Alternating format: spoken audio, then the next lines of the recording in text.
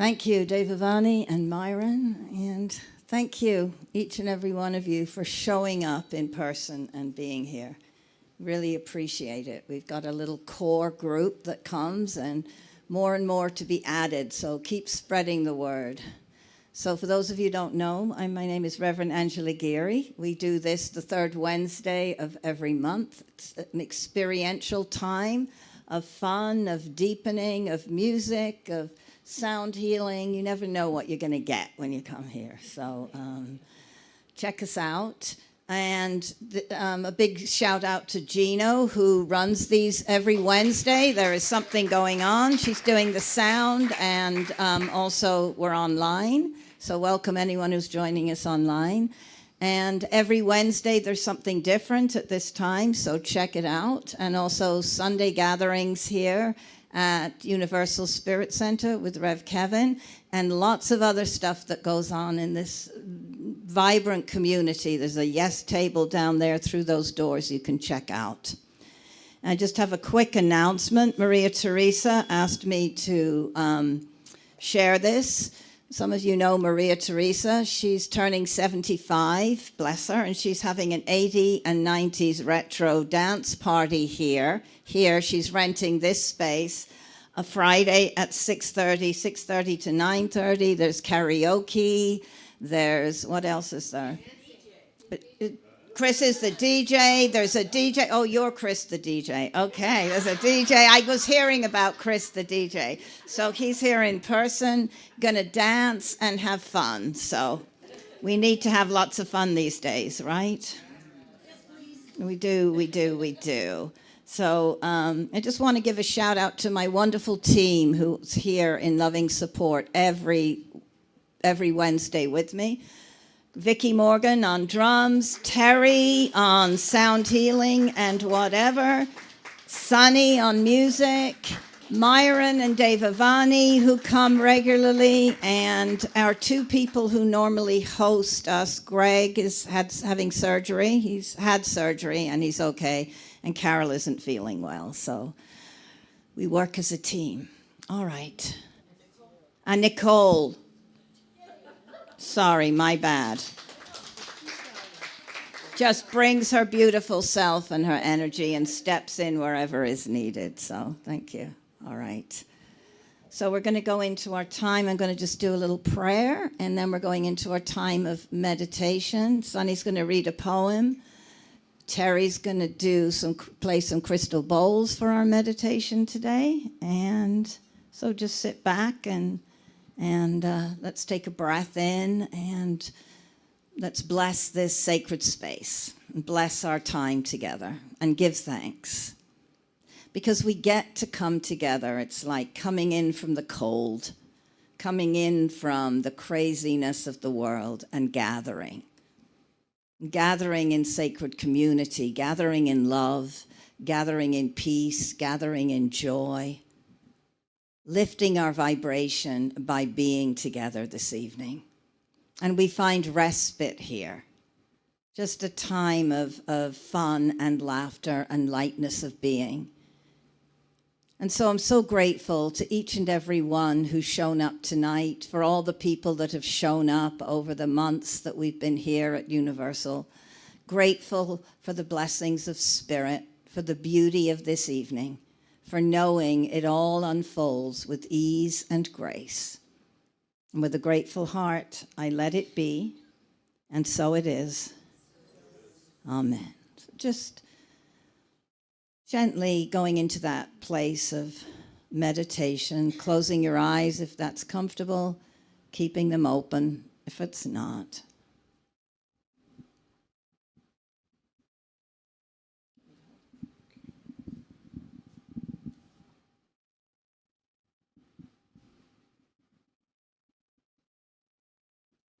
Please call me by my true names, Thich Nhat Hanh.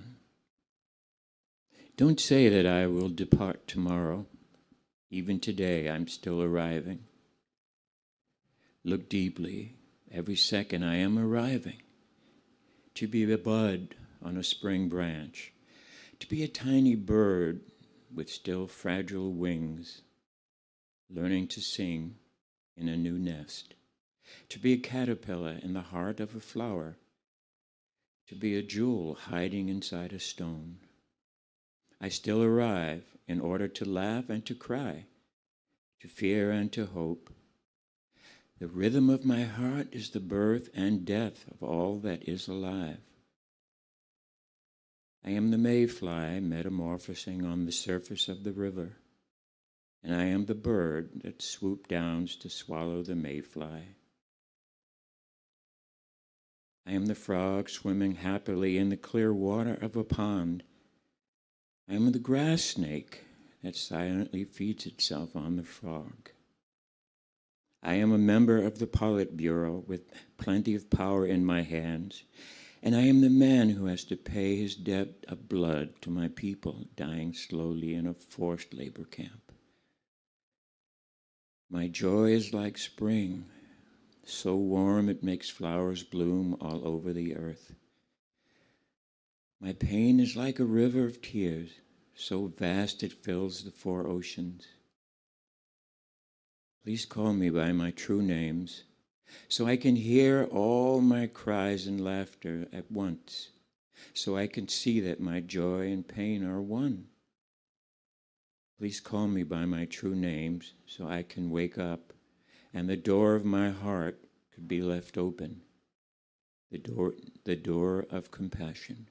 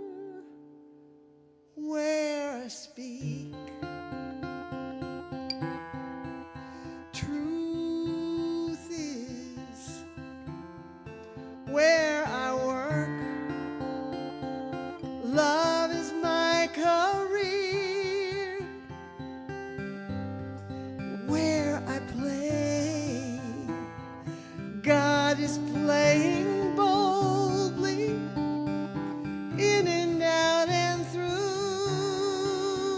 me as me.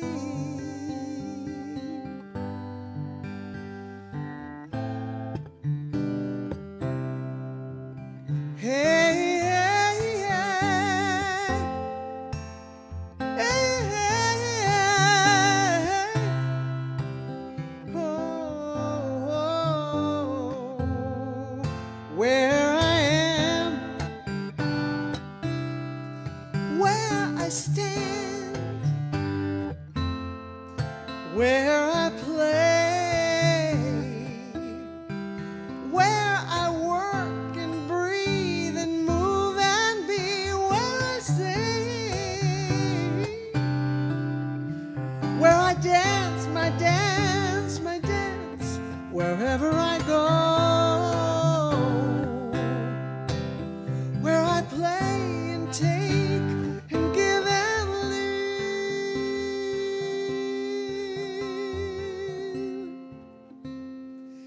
God is, God is, God is.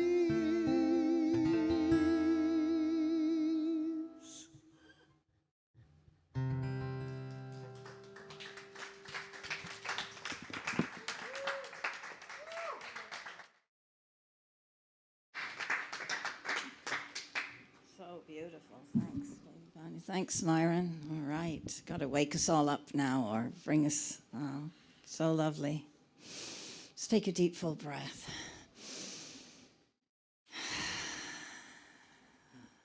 Let's do that again. Deep breath in through the nose, out through the mouth.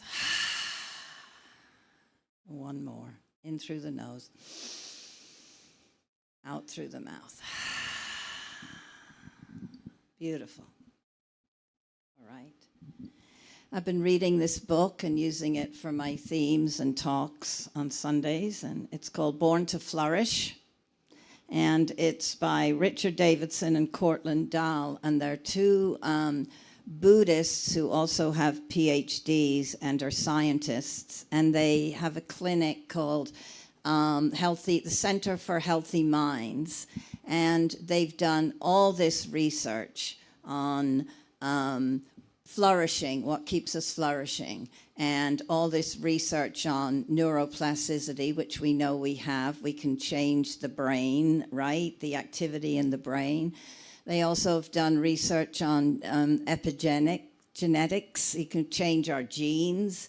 And a lot of the research they did were on long-time meditators, monks from Tibet, and they noticed their brain waves were quite different than. So if you're really one that likes science and doesn't just want to buy into what we always talk about, in New Thought and Science of Mind, it's a book for you, because there's just that the research is there and it's real, and the science is there and it's real.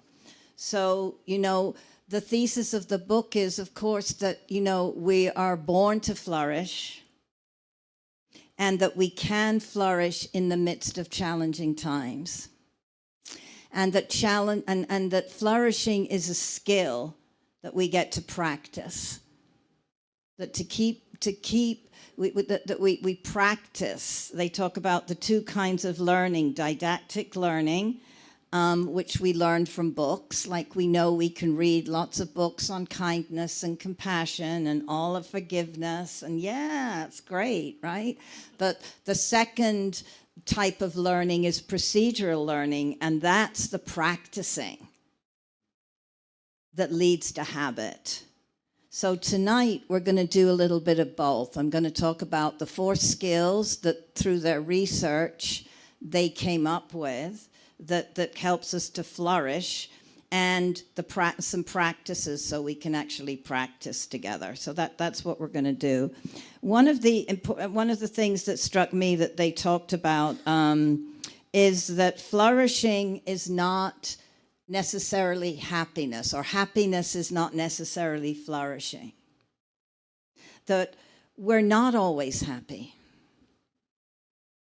We're not happy if we have a health condition.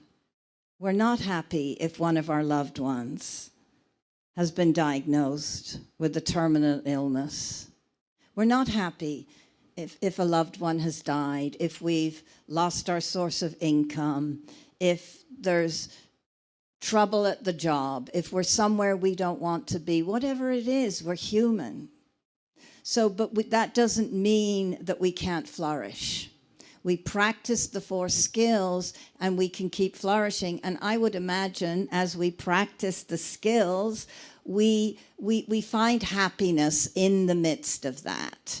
And what I would say to that, they talk about happiness. What I know is there's a distinction between happiness and joy. And joy is a quality of spirit that's within us. So I would say even if we're not happy, we can be joyful. It's a state of being more. Happiness is a little bit more dependent on circumstances, the outside circumstances in our life. You know, most of you know I've been grieving the loss of my mom, and I would say I haven't always been happy through that process, but I've definitely experienced great moments and times of joy. So joy is always possible. The light shining on my notes here is, yeah. So the interesting thing is they also said, like, you don't have to meditate for hours at a time. That 5 minutes a day even of dedicated practice and focus will actually help us to flourish, because we already have within us an innate goodness, an innate beauty, an innate impulse to flourish and to thrive. It's who we are. So just putting a little bit of attention on these skills or whatever other skills work for you can make a huge difference. So the 4 skills are awareness, connection, insight, and purpose. And those are the 4 that we're going to work with today. So the first one is awareness, and it's the skill of being present here in this moment. Their research said that 50%, most of us are distracted 50% of the time. And that the scrolling and the iPhone and the 24-hour Netflix and all of that, right? All the ways we've become a very distracted society. And in order to flourish, we want to bring ourselves back to the present moment. The other thing about awareness is there's present moment awareness, but there's also just an awareness that we can't change what we're not aware of. So there's an awareness that's more like tied in with insight, being aware of our own patterns, being aware of our own reactions, being aware of what's going on around us. That's a skill too. But the practice of being present in the moment, it's not always that easy to train our attention. It's really the foundation for everything. Eckhart Tolle wrote the book, right? And that's one of those where we're all that didactic learning. Oh, yeah, read the book. I read the book. I know it. But do I practice all the time? Not necessarily. Practice. And one thing I know is when we're in the midst of challenges and heartache, difficult times out there in the world, it can lead to a lot of fear. It can lead to the survival brain wanting to take over, right? And coming back to the present, taking a breath, and coming back to the presence when we're in the midst of a big fear or fantasizing into the future, to come back to the present. Because right here, right now, in this moment, no matter what any of us in the room have going on in our lives, in our bodies, in our bank account, in our relationships, really no matter what's going on in the world right now, right here, right now, we're okay. We're okay. We have everything we need in the present moment. Let's take a breath. So as they explored awareness, they saw detailed pathways to train attention and strengthen awareness. And the monks all used different types of meditation. This isn't just about sitting on a oming quietly. They do mindfulness meditation, checking in with mindfulness. How are they feeling? They do like more of a one where they're focusing on awareness itself, that concentration. They do walking meditation. Like there's many different ways to be present and to be still in our body. Movement practices, mindful walking, Tai Chi, Qigong, yoga. I know that yoga for me, I feel has really brought me into a state of present moment awareness more than anything, because being present means we have to be here in our body. All right, are we ready to practice? Another opportunity to practice awareness is in mundane household chores. You know, I think it was Thomas More wrote that book, Care of the Soul. And he talked about bringing the sacred to the ordinary, a sense of sacred to the ordinary, being present when you're washing dishes, feeling the bubbles and soap, feeling the water, being present as the monks use sweeping and cleaning the monastery as a way of being present.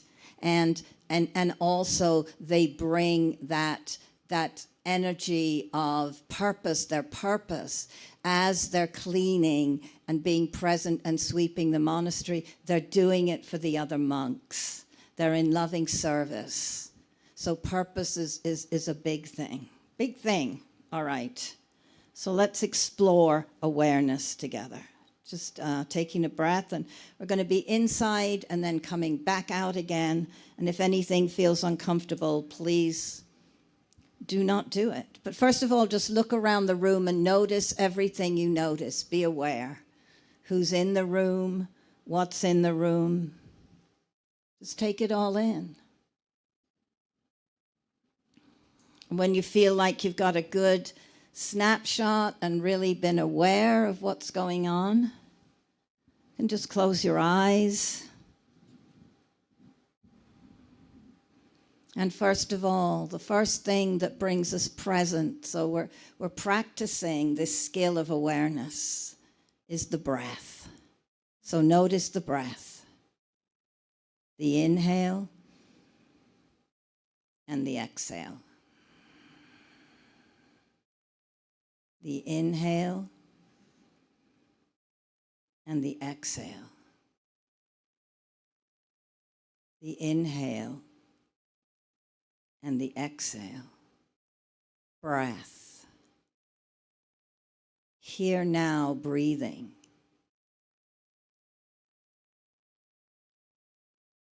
Tune in to how your body feels sitting on the chair. Sit bones on the chair. Notice how the back feels rested on the back of the chair, maybe.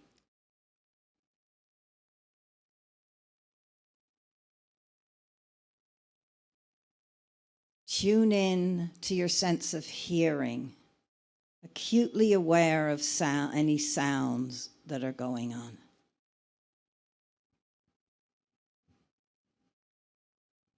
Breath, touch, sound. Here now, now here. And tuning in now to your sense of smell. Noticing any smells in the room. And just breathe in this present moment with these sounds. And present with this song, this chant.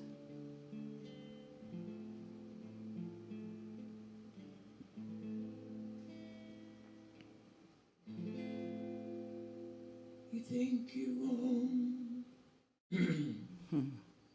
you think you own whatever land you land on. You think the earth is just a plaything you can claim. But I know every rock and tree and creature has life, has a spirit, has a name. You think only the people who are people are people who live and think like you. But if you want the footsteps of a stranger,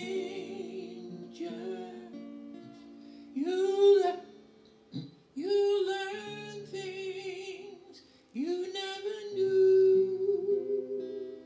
You never knew.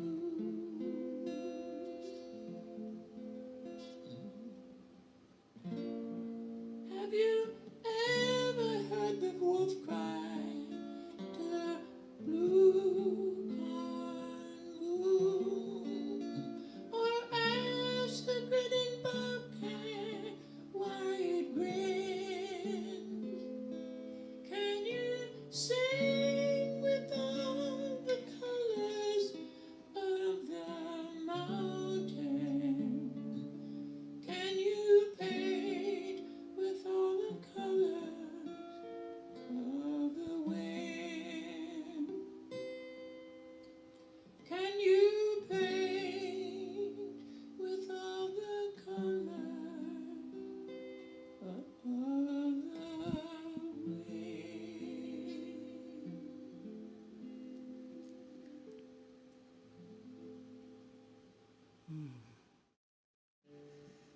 Beautiful.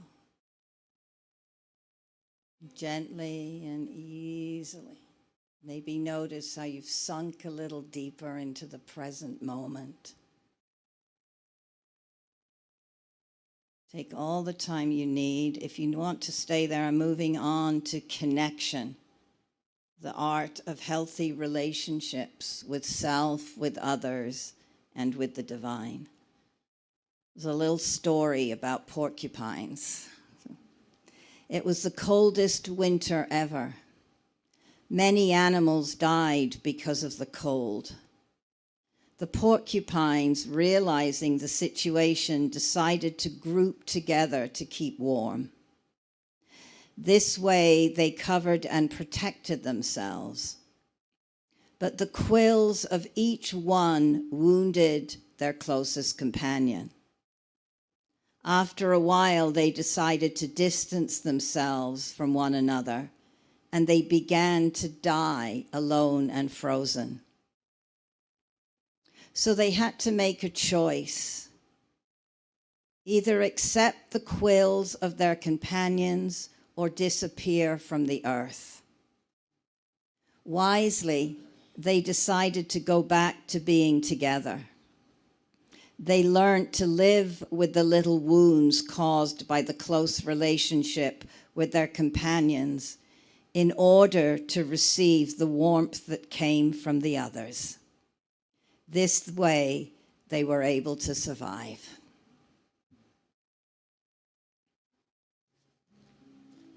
So sometimes we bump up against each other, right? In connection. I love to joke, where two or more are gathered, all hell breaks loose. And that's really just speaking to that. And we need each other, connection.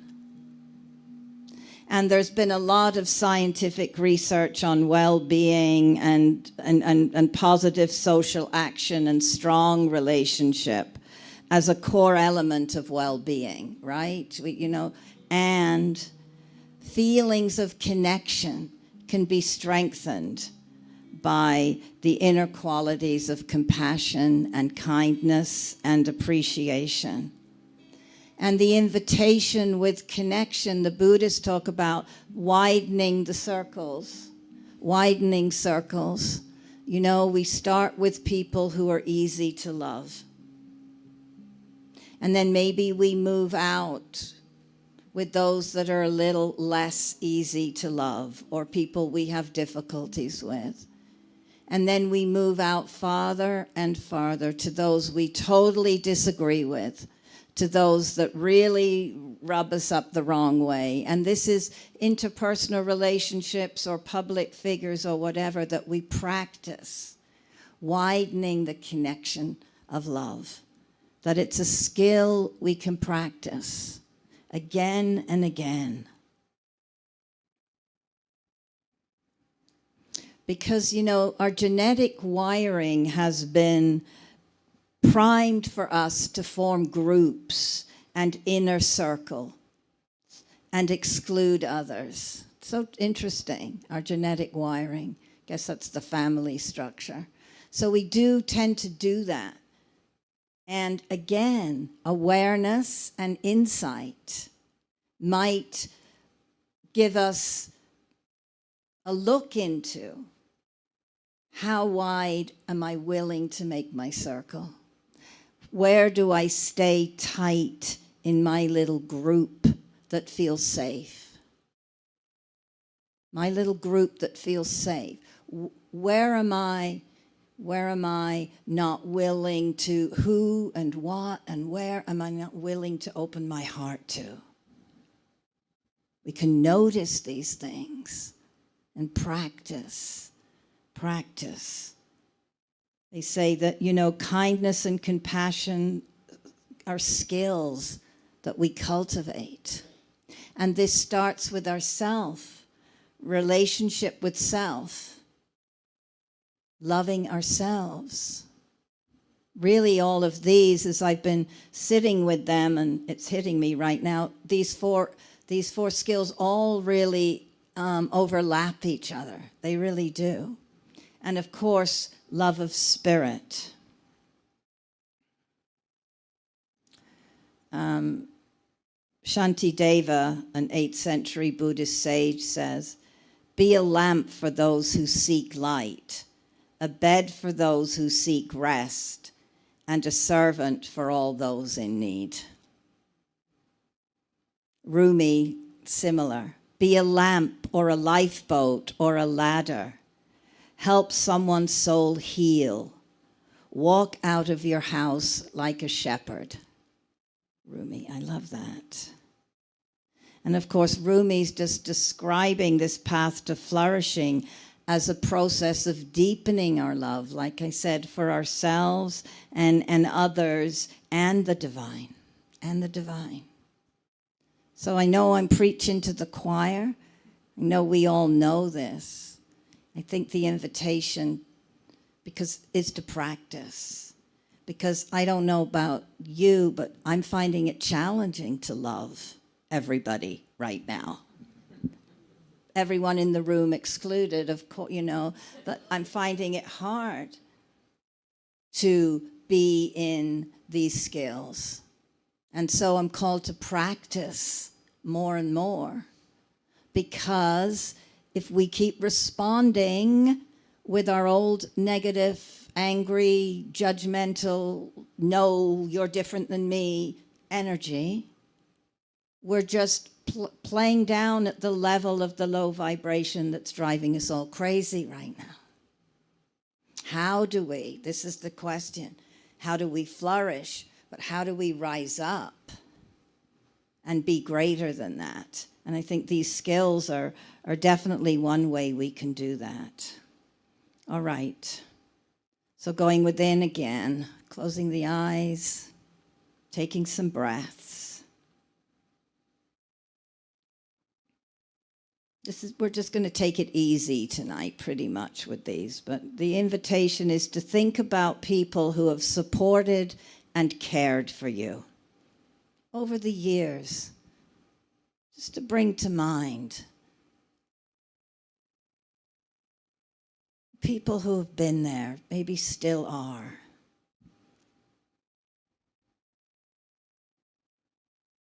And maybe there's one specific person right now that comes up that you have great gratitude for. And just be with what you most appreciate about that person or people.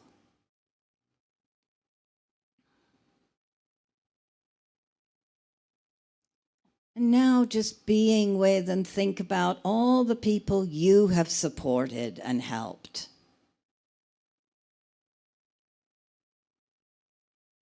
You know, how do you, each of you, express kindness and generosity and compassion? We all have a different love language.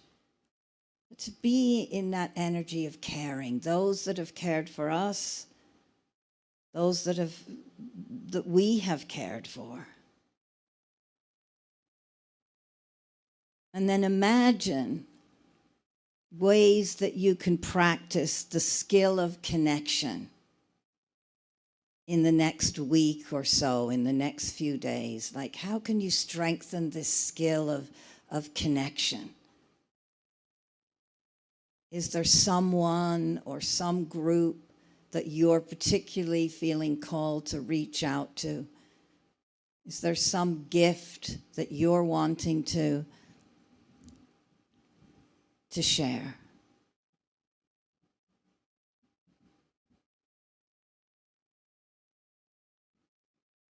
Breathing in now and feeling your heart open and imagining that love in your heart now, widening our circle.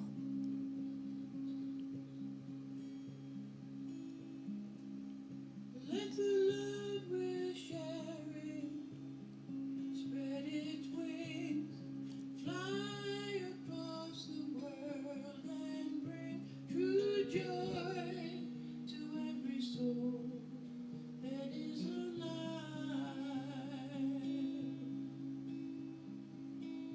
Let the love we're sharing spread its wings, fly across the world and bring true joy to every soul that is alive. May all the people in all the world be happy. May all the people in all the world find peace.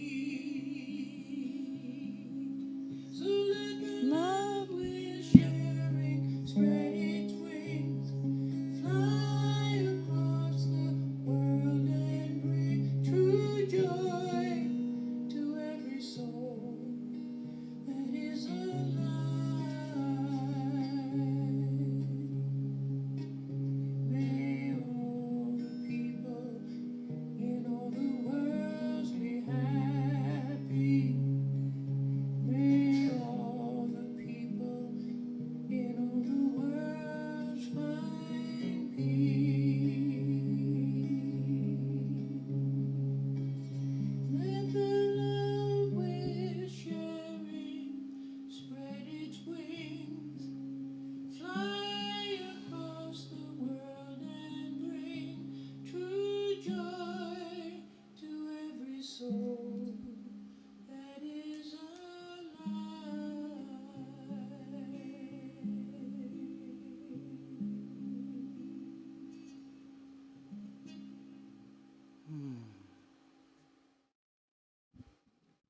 Connection. May the love we're sharing spread its wings. May we be that love. Let's take a breath. I know you're in and out. You're doing great. Right. Third skill is insight, exploring the nature of this of ourself, of the self. Know thyself. This is so important. Being able to process, being able to be the witness and notice, helps us see where our reactions are, helps us see the forest from the trees, right? Helps us see things clearly, relationships and emotions. It helps us recognize when we're getting stuck in dysfunctional patterns, behavior. Like really, this insight is crucial. Especially, I think, right now, we get to really see where our reactions are. And we do the self-inquiry and we do the self-exploration without any judgment. And the beautiful thing about insight is that we get clear what's going on and we can allow whatever is arising to arise. Feelings are not negative. It's how we express them that makes them positive or negative, if you want those terms, right? Like screaming in the car and journaling our anger and doing breath work or whatever you're doing to release all that is a healthy way to let anger out. And we have a right to be outraged right now by what we're seeing and what's going on. It is natural for us to feel anger and maybe even rage and fear. And if we don't process ourselves using the skill of insight, it leaks out. It leaks out as road rage. It leaks out as snarky remarks or angry at the wrong person, or we know how it leaks out, right? Or it shows up in the body as dis-ease of some kind. So insight, to me, is one of the most important things, this self-awareness, this knowing.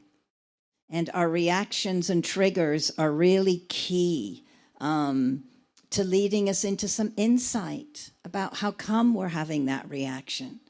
What's really at the core of the reaction? The Course in Miracles says we're seldom upset for the reason we think. There's usually some deep false belief or doubt or fear. When we can be the witness, we can have a fresh perspective. And so that we can let go of beliefs that are no longer serving us. We don't always know what our beliefs are. We've been conditioned. And we have these set of beliefs and assumptions. And until we take a look, we can't change what we're not aware of. They can't be changed to serve us. So that's the work.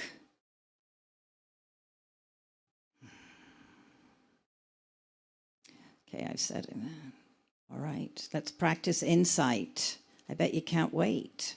Okay. Well, first of all, let me read from The Way of the Pilgrim. It's a Russian Orthodox Christian tradition, and the quote's anonymous. They don't know who wrote it.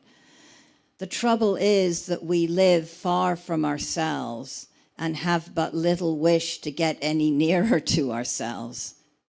Indeed, we are running away all the time to avoid coming face to face with our real selves, and we barter the truth for trifles. Ooh, we barter the truth for trifles. It's hard to go in. It's hard to feel what's there. Can be.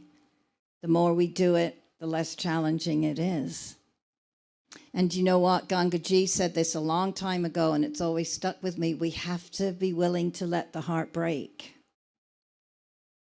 That the biggest broken heart is the heart that we won't let break, so to speak, something like that. Because it breaks open. It has to be broken open. And we're brokenhearted. I'm speaking for all of us, but I think I can take that liberty. We're brokenhearted right now at what we're seeing. We're brokenhearted at how some of our brothers and sisters in the world and in this country are being treated. We're brokenhearted that people aren't getting the shelter and the support that they need. We're brokenhearted at what's happening in Ukraine and Palestine, and we're brokenhearted. How can we not be? So insight lets us sit with what we're feeling and noticing. I'm noticing. Feeling sad and feeling heartbroken, and let that feeling move through because it's energy. Just move it through. Just allow ourselves to be brokenhearted because we have work to do, and we won't have energy to show up in the world as the world is calling us to show up if we're suppressing our own feelings. It takes a tremendous amount of energy to hold feelings down. So if you notice yourself feeling really energetically tired, sometimes it can be there's anger or sadness or fear that needs to be witnessed, that needs to be taken care of, that we need to nurture ourselves through. Okay, let's take a breath. Close your eyes, if you will. Safe here in this room. This is the skill of insight. And so just bringing to mind a stressful situation or a situation that's maybe, just causing some angst or unrest.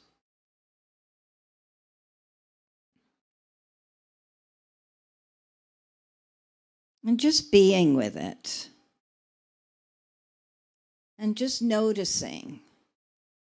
The thing about insight is just when we start to ask questions, our higher wisdom self steps in. But notice where you feel that as you bring it to mind in your body.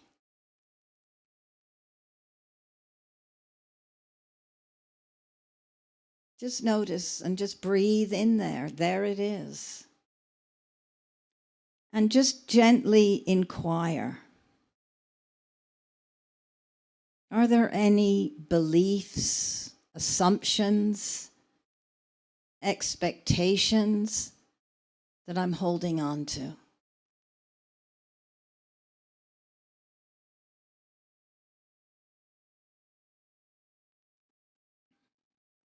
No judgment, just curiosity.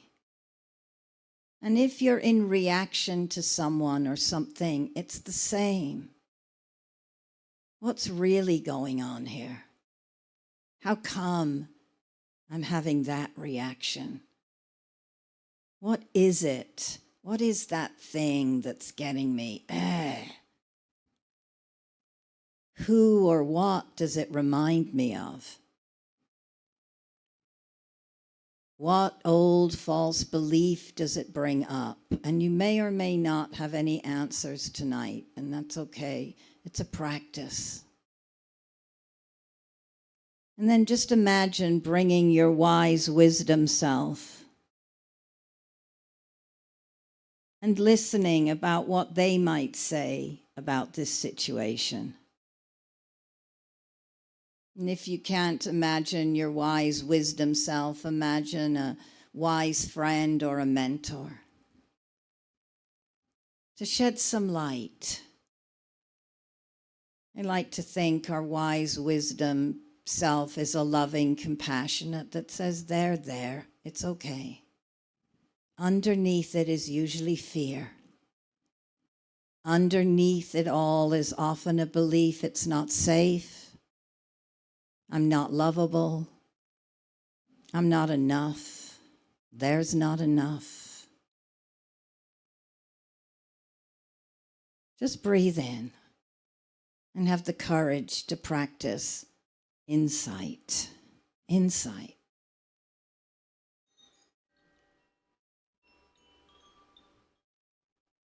Notice with curiosity how you respond to the beautiful sounds of the Koshi chimes.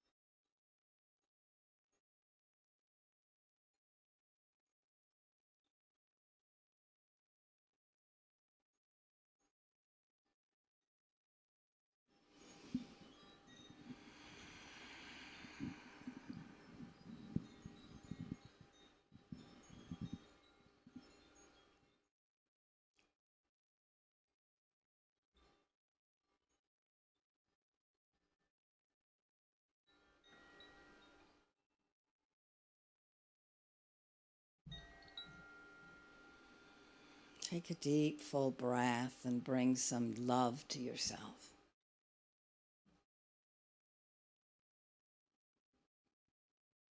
Loving compassion.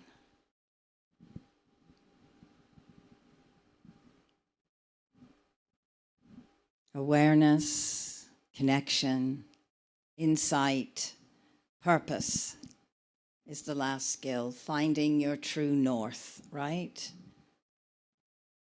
The monks that they did all the research on, you know, their purpose was the awakening of all beings. And our purpose doesn't have to be big and flashy and grandiose. I remember Carolyn Mace saying, what if your purpose is to go and move to a small village or town and just be a light there? Just be that. Our purpose could be to be love in a world that needs it right now. Our purpose could be to be peaceful.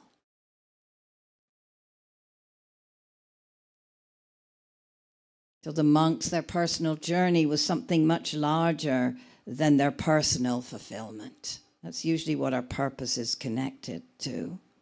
And purpose gives great meaning to our life. We know that. We have a purpose of getting up, even if it's just we have a dog we have to take care of, or plants we have to water. They found that elderly people living alone did much better and were much happier and lived longer if they had some sense of purpose like that, where it's a purpose of, you know, taking care of an animal or even just watering houseplants.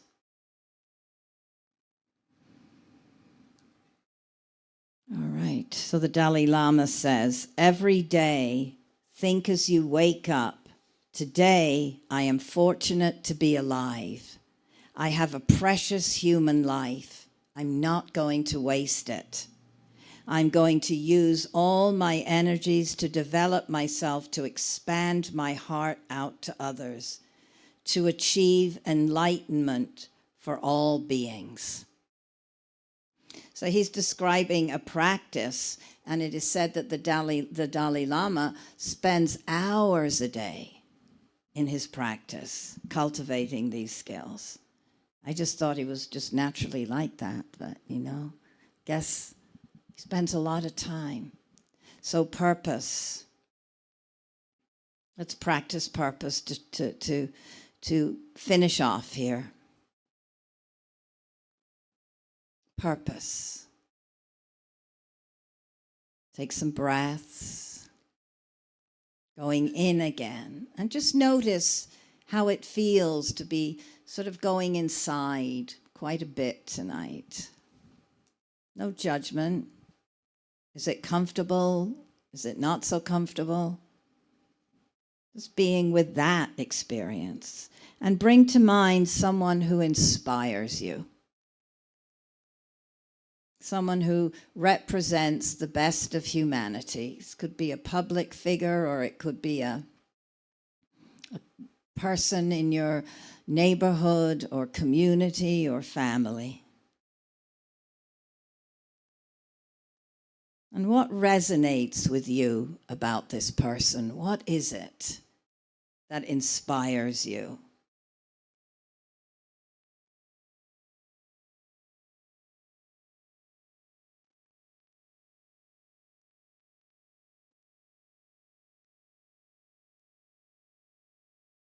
What is it that you notice is their guiding sense of purpose behind their actions?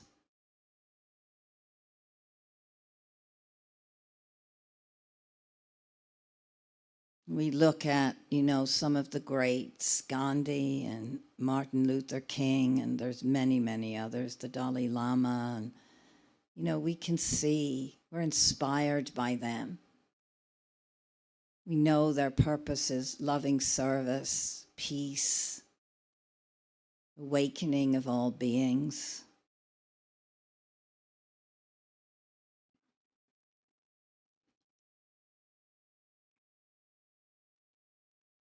How do you embody these qualities? The good old, you spot it, you got it. Those that we admire and are inspired by are just reflecting an aspect of us.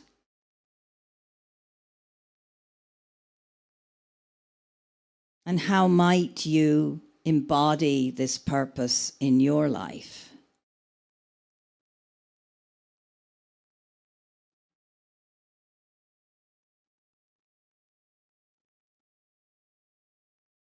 How, in the next few days or week,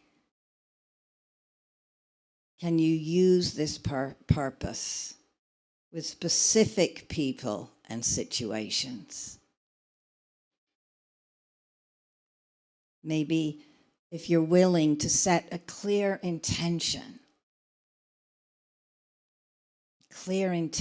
to express loving kindness to someone it's challenging to express that to.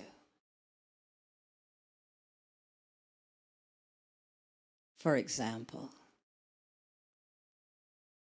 And then just gently, inquiring, using insight, what is my purpose? And if that's not defined and doesn't come up right now, that's okay.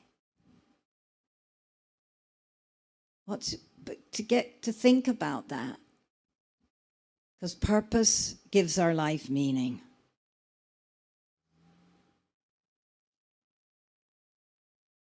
Breathing in and breathing out.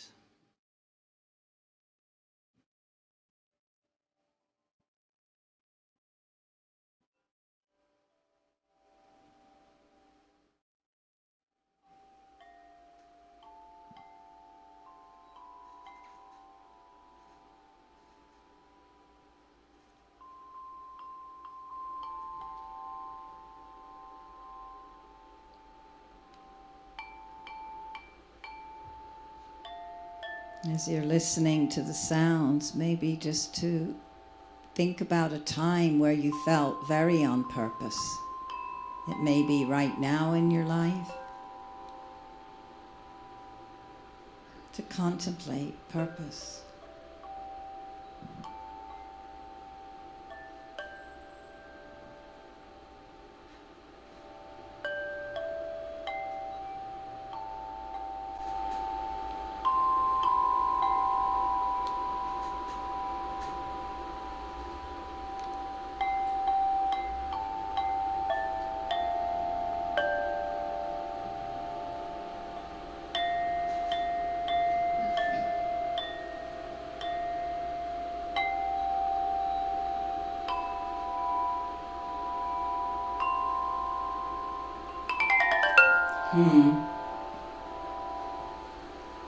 Thanks, Terry. I love that crystal harp and the last. All right. Thanks for hanging in, everybody. Take some breaths and come back. I'm finishing off, and then we're going to have another lovely song by Devavani and Myron. So flourishing is possible amidst a changing, busy, challenging world. And we have the innate capacity, to develop skills that are necessary to flourish, and we have to cultivate them, and we have to practice them. And we can train our mind and revive our brain to flourish in all situations. We have that capacity. We have neuroplasticity. It's amazing what we can do. We have more power than we could ever imagine. We can change the very genes in our body. We can change our heart rate. We can change our thinking for sure. And it takes practice, especially when we're bombarded with so much else. I'm going to end with a poem by Rosemary Trummer. I didn't bring my glasses up here, so I think. I do not turn away from the stories that make me weep. I am willing to be ferocious, to stand up for what I know is true. But I study what is beautiful, what is generous. I offer it my devotion. Even in this moment, writing this poem, I stitch in the pauses and the stumblings.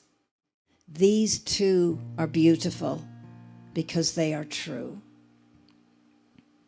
I stitch in the pure potential that steeps in uncertainty. I stitch in silence. I stitch in hope. So I give thanks for hope being alive in our hearts and alive in our souls. I give thanks for this evening of flourishing together. I give thanks for our innate capacity and ability for goodness and kindness and flourishing. And I give thanks for knowing that our love and our willingness to practice is what changes a world that needs to be changed. And with a joyful heart, I let it be. And so it is. Amen.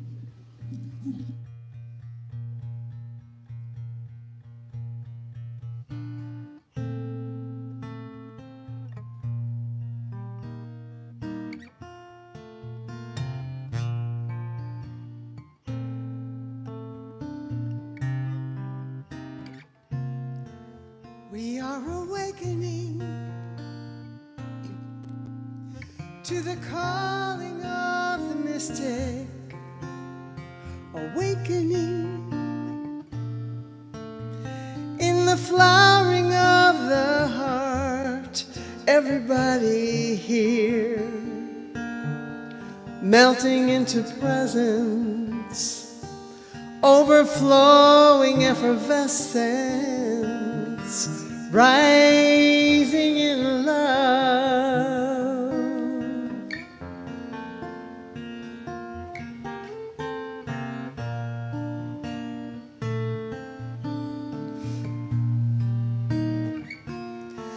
We are awakening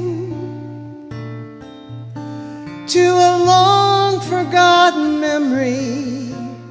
Dawn is breaking, waves are coming in. Everybody here standing in wonder beneath the rain and the thunder, rising in love. Om Shanti Satchitananda. Om Shanti Satchitananda. Om Shanti. Om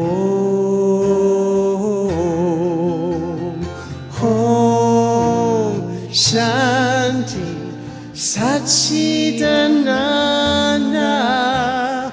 Om Shanti. Om.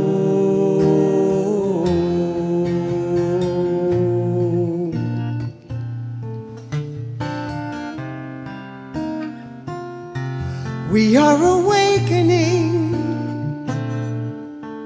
to this perfect imperfection, awakening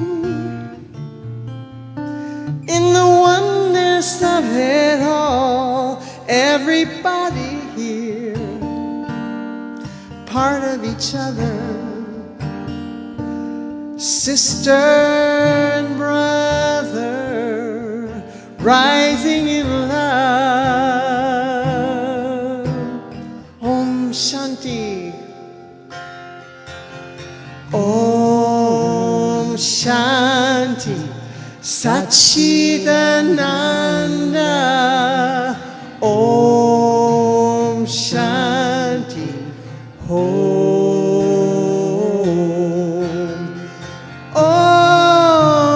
Shanti. Satchidananda. Om Shanti. Om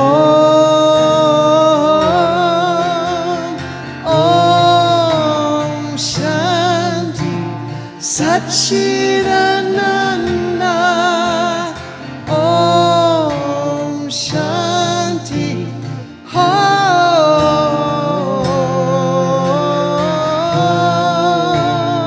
Shanti. Satchidananda. Om Shanti.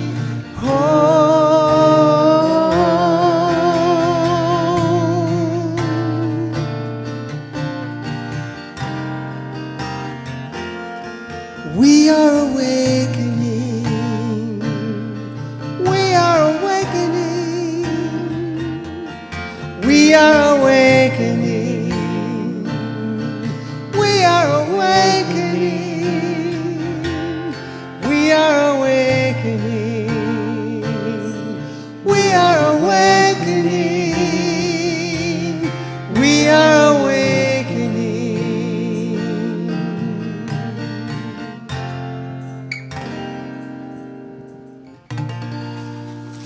And so